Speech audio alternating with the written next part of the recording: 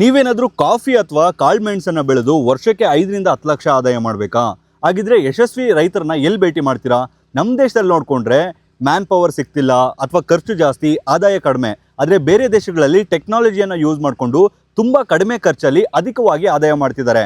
ಅದರಲ್ಲೂ ಕೂಡ ವಿಯೆಟ್ನಾಂ ಅಂತ ದೇಶಗಳು ಇಸ್ರೇಲ್ಗೆ ಕಾಂಪಿಟೇಷನನ್ನು ಕೊಡ್ತಿದೆ ಟೆಕ್ನಾಲಜಿಯಲ್ಲಿ. ಸೊ ನೀವೇ ವಿಯೆಟ್ನಾಂಗೆ ಹೋಗಿ ರೈತರ ತೋಟವನ್ನೆಲ್ಲ ವಿಸಿಟ್ ಮಾಡಬೇಕು ಅಂದರೆ ಕಾಸು ಅನ್ನೋದು ಜಾಸ್ತಿ ಆಗುತ್ತೆ. ಅದಕ್ಕೋಸ್ಕರನೇ ಹಸಿರು ಅಗ್ರಿ ಟೂರಿಸಂ ಅವರು ಒಂದು ಟ್ರಿಪ್ಪನ್ನು ಕಂಡಕ್ಟ್ ಮಾಡ್ತಿದ್ದಾರೆ.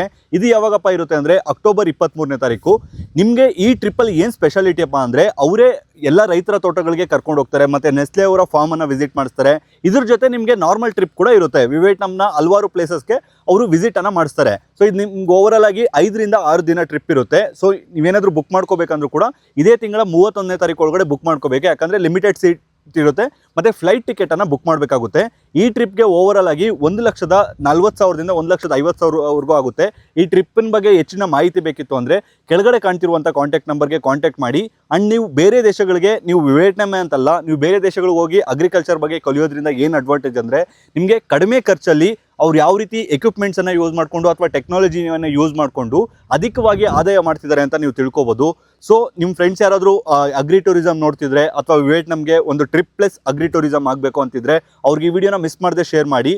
3 ಡೇಸ್ ನಿಮಗೆ ಅಗ್ರಿ ಟೂರಿಸಂ ಇರುತ್ತೆ, ಇನ್ನು 3 ಡೇಸ್ ನಾರ್ಮಲ್ ಟ್ರಿಪ್ ಇರುತ್ತೆ. ಮಿಸ್ ಮಾಡದೆ ಹೋಗಿ ಬನ್ನಿ.